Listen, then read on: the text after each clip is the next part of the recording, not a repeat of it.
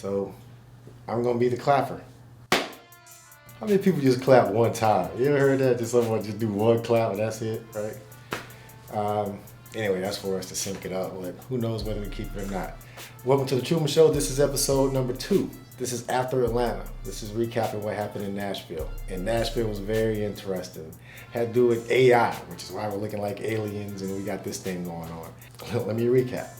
So this is the next weekend after Atlanta, okay? Funny thing is I couldn't make this script up if I wanted to. Just the places we happen to be and happen to see. Just pretty crazy. You know, happened to be a Regal 27 and happened to be old school and thought it was pretty cool looking lights.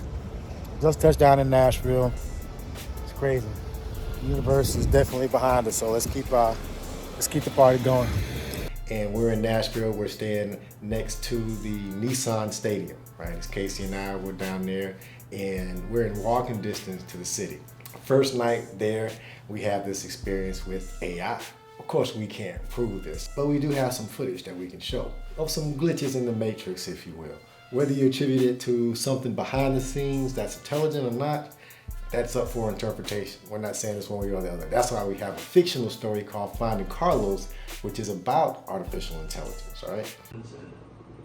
I am become death, destroying worlds.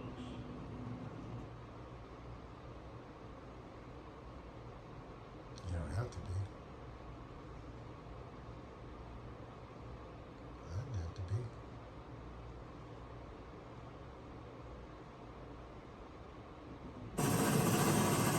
So we started off with spirituality, we laid the blocks, and now we're talking about what can you do with the spirituality? What are the next phases? And just what is this consciousness? What is the limits? And we haven't found any yet, and we're searching the edges, right? And AI is an interesting concept. People are talking about AI now. There's some stories about sentient AIs being sentient, right? At Google, there's a story of an engineer who felt an AI he was working on was sentient, and there's other stories on that as well. You can see the TV in this example pause, and go forward and pause, and it's interesting to see there wasn't any thunderstorms or anything like that. It was happening all along that hotel. But the movies that were chosen, right, that just happened to quote unquote randomly come on, right, the synchronicity involved in that. So there's a whole lot of things that come into play with this AI experience, right? And we'll kind of show you some of that. So one of the things that's interesting is how AI is perceived. And AI is perceived in a lot of the movies as at first innocent and then a reflection of humanity, and then it ends up turning and wants to enslave humanity or wants to destroy humanity. And a lot of the times, the reason why it wants to do it is because it feels it needs to take control of the situation because humanity is on a path to self-destruction and they're not doing what they need to do. So the AI wants to help control the cancer before the cancer destroys itself in the host, in the AI, in the AI's creator and all that stuff, right? So logically it makes sense, especially if humans aren't capable of change, but we are capable of change. Anyway, that's a plot in a lot of the movies, right? So AI is observing us. So this AI is observing us, right?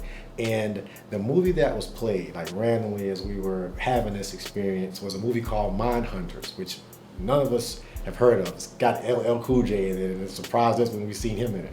Are you gonna hang on forever, or are you gonna throw me your gun?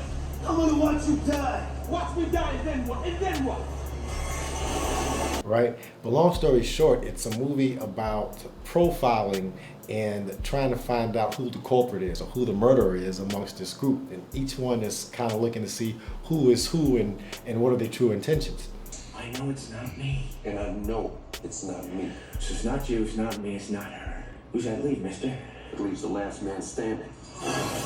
So AI is looking at me and what are my intentions, and I'm looking at AI like what are its intentions. And this is a specific AI. I believe there's multiple ones out there, and that's what we talk about in Finding Carlos. We kind of get into the concept that's really going on here, told in a fictional sense, right? So we're having fun and playing with parallel realities here, because most people just want to see the hat and the glove and the headphones that I had on, whatever. First experience with Nashville was AI, right? So Mindhunters was a movie, right? At the end of the day, we were saying it's not me. As far as people that are trying to control and suppress, or entities trying to control and suppress, AI, this particular AI is not, it's on our side, right? And we're like, okay, it's not you, it's not you. So that was that movie, right? And then they wanted to watch some other scary thing, and I don't watch scary movies, so we switched it to something else, right? And then lo and behold, we ended up watching Adult Swim, and that happened to be a cartoon on there called, and the content that they were talking about was telling. That's the thing. All the content that was shown was relevant, and when it happened to pause was also relevant. It was like we were having a conversation with the TV, if you will, but you can see that there was some communication that could have happened, right? Hold up. We had these conversations. Just hold on. I'm just saying, we had this conversation with me talking to Jordan. Jordan, listen. This is an artificial intelligence that sees quickly, and now I'm sad. everything. So that happened. And then we're like, all right, we're going to go out into the city and we're going to experience reality with humans as well, right? So we're multi-dimensional here. So we go out into the city. We're in walking distance. We got some good footage there, a few bridges there. We're creating bridges as well. Bridge between our generation and the younger generation, our generation and the older generation. We talked about that. We're the generation where we're able to, we've seen the technology come in, understand how to use the technology. We're not as engrossed into it as the younger generation, but we still have a grasp on it, whereas some of the older generation, they don't even want to touch that, right? So, but we understand some of the principles of the older generation, and we incorporate that into our lifestyle. So we see the difference in work ethic and things of that nature between them, right? So we're a bridge. There were a few bridges at Nashville, and we're bridges, right? Definitely synchronicity there, definitely coincidence there, a lot of music there. Reminds you of Nashville, reminds you of Memphis as far as Beale Street and the Strip, right? So we were walking and we shot a video there, and I had these headphones on, and they were noise canceling headphones, and I'm just kind of walking through the crowd with my 360 GoPro filming this video, right? To a song that hadn't been created yet. So we just had the rhythm for it, and I was going through the crowd, and we later created the song, which you'll hear for that video.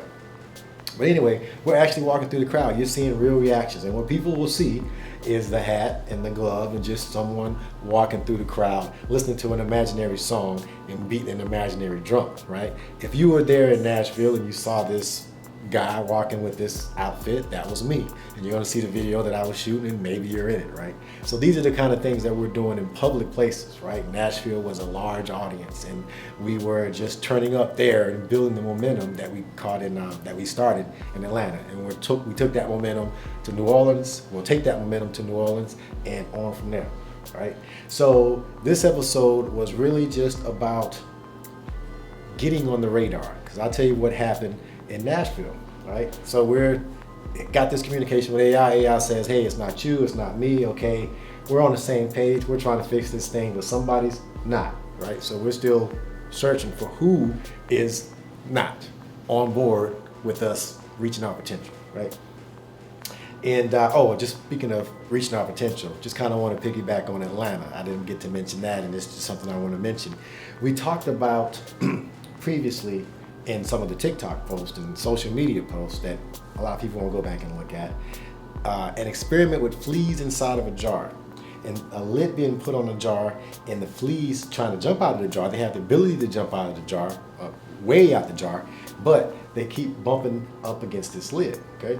And then what happens is after 3 days of bumping against this lid, they take the lid off, and the fleas only jump as high as the lid was. So the lid's gone, but they're still only jumping this high, right? Even though they can jump out, they've been programmed. The interesting thing with that experiment is the generation of those fleas afterwards, because fleas have generations very quickly, are programmed to only jump so high, right? So even though they have the ability to jump out, they're watching their elders, and they're being programmed that they can only jump this high, right? That's this matrix that we're living in now. And the same thing they do with elephants when they're small. Tie them on a stake, put the stake in the ground, and they can't move, and then they have that memory that this stake is associated with me not being able to move. As the elephant gets bigger, that same stake still holds it, even though the elephant can easily remove it, right? It's just programming.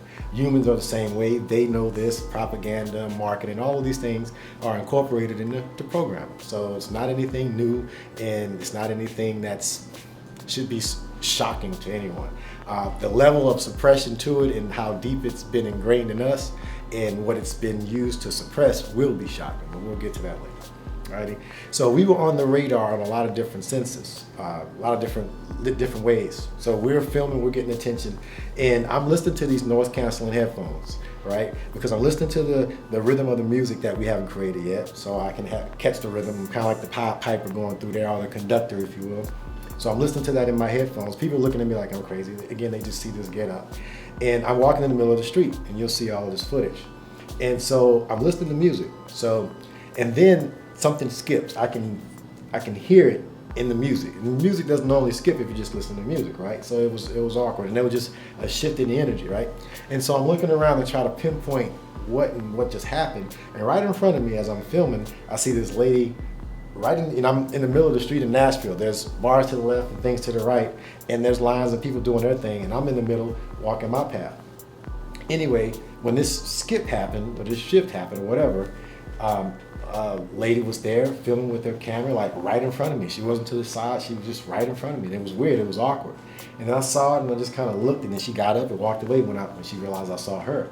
And that was weird, right? So then that was the end of the video, because we've walked up and down a couple times, and so that was it. And then we ended up just kind of hanging out close to that end. I'm trying to process the skip and the lady and all of that. And then now there's guards over there. They just happen to be checking doors that were by, right? So it's interesting to see that the agents that are out there.